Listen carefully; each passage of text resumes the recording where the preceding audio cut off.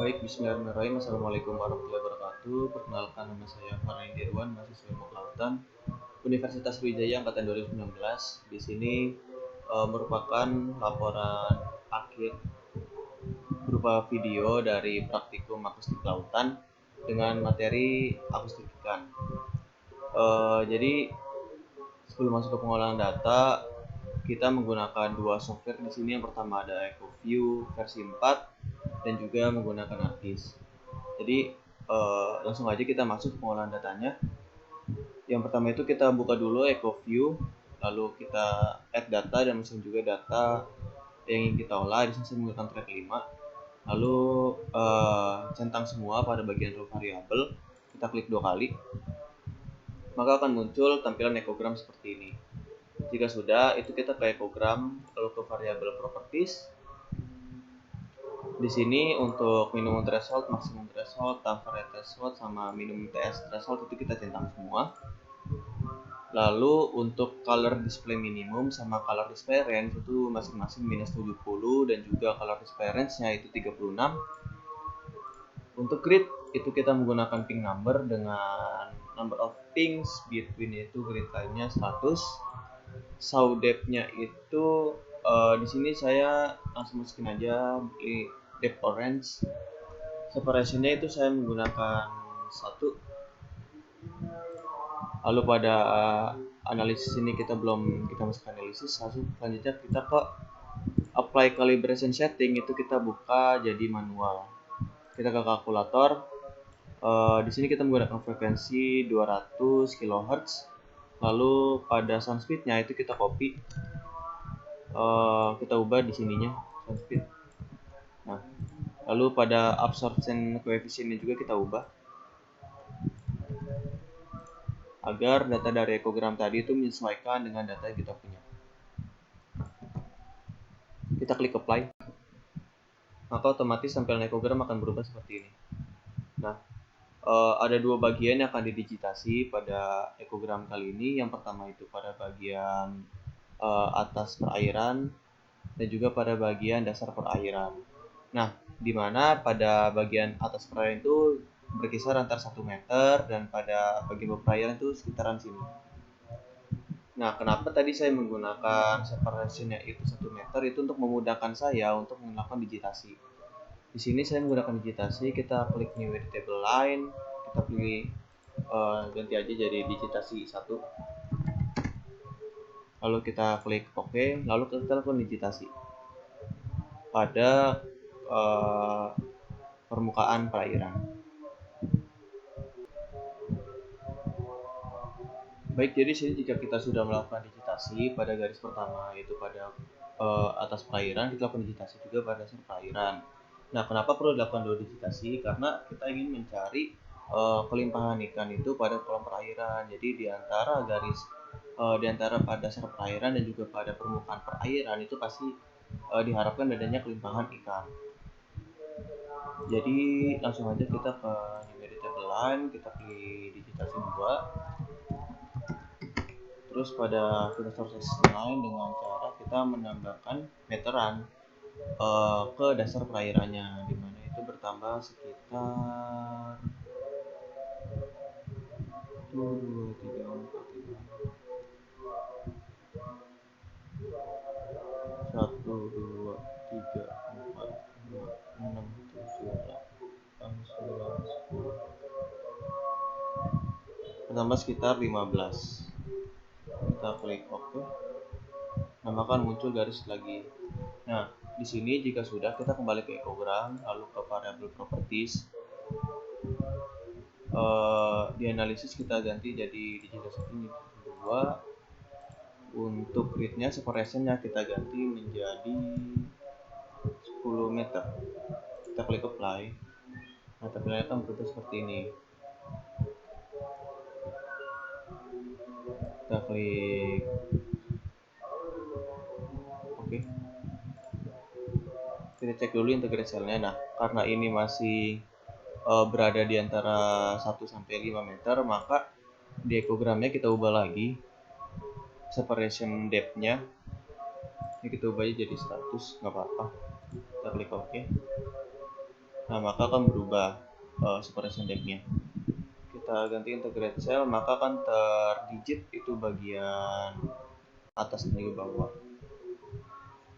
Dimana di sini kita diharapkannya itu ada ikan pada kolom perairan. Selanjutnya itu kita bisa langsung buka Excel. Nah, di sini sudah ada template yang dibuat, di mana longitude itu bisa kita lihat di echo view-nya di bagian bawah sini, kalau kelihatan. Nah, ini kita bisa agree. Nah, ini untuk longitude itu kan 104. Kita ubah dulu longitude-nya karena itu masih dalam bentuk derajat. Kita ubah menjadi bentuk decimal degree. 104 ditambah dalam kurung 54,103 dibagi dengan 60. Nah, kayak gitu. Lalu pada latitude-nya juga kita ubah jadi sama dengan 12 ditambah 901 dibagi dengan 60. Nah, kan terubah latitude-nya. Jangan lupa untuk latitude itu kita bernilai negatif dikarenakan kita berada di bawah garis ekuator. Minus 1 dikali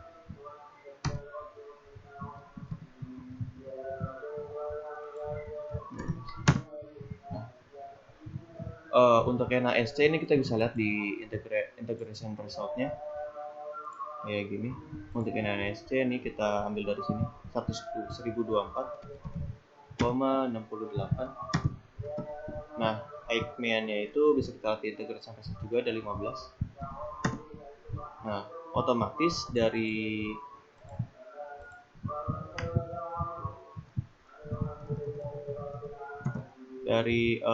densitas volumenya juga itu bakalan terubah.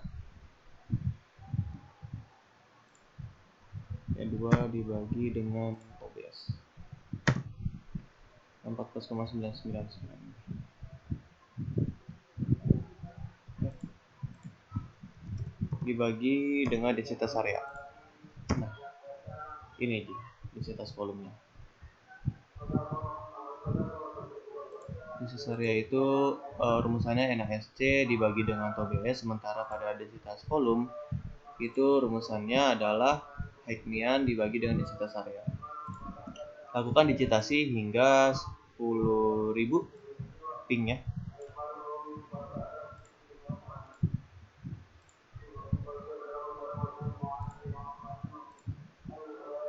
Baik, jadi ini merupakan hasil olahan data yang sudah di integrate cell. Ini sekitar ada ping 0 hingga 10.000.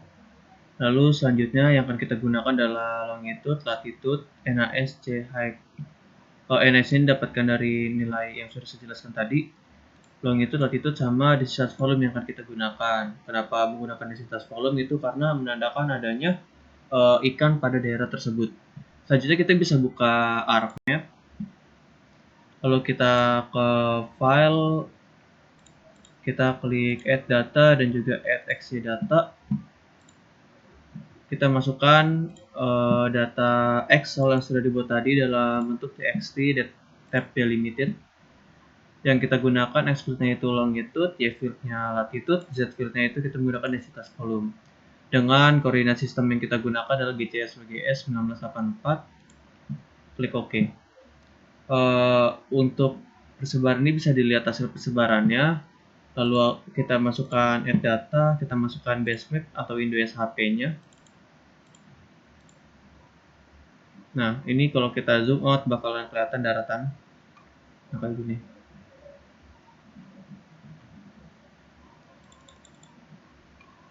Nah, ini berada di perairan Muara Sungsang. Ini pada ikan itu bisa kita ubah simbolnya menggunakan circle 4 untuk mengetahui semakin jelas saja gitu untuk persebaran ikannya. Di event txt-nya itu kita bisa klik properties. kita akan menggolongkan kelompok ikan yang kecil, sedang, sama besar. Kita masuk ke simbologi, kita klik kuantitis. Di kuantitis ini kita ke graduated symbol. Ini value-nya kita ganti dengan densitas volume, maka kan kelihatan nih kelas-kelas range-nya. Nah, di sininya ini kita ubah jadi 3 kelas. Di label ini kita ganti jadi kecil, sedang, dan juga besar. Kita klik apply. Template-nya itu kita bisa ganti juga jadi circle 4 biar sama kayak tadi.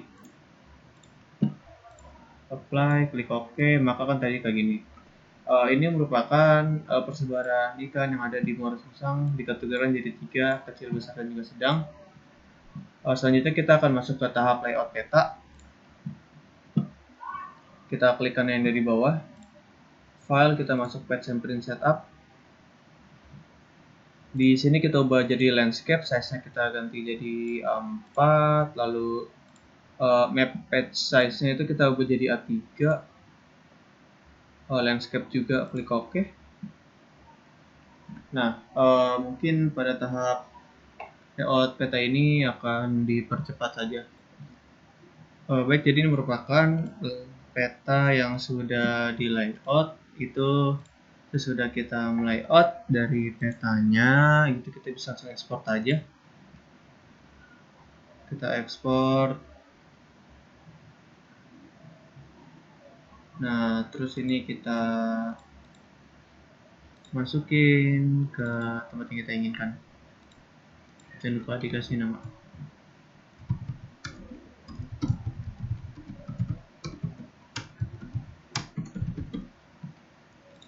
Save. Oke, jadi sekian penjelasan tentang akustik ikan dari saya. Kurang lebihnya mohon maaf. Saya Farhan Dirwan. Assalamualaikum warahmatullahi wabarakatuh.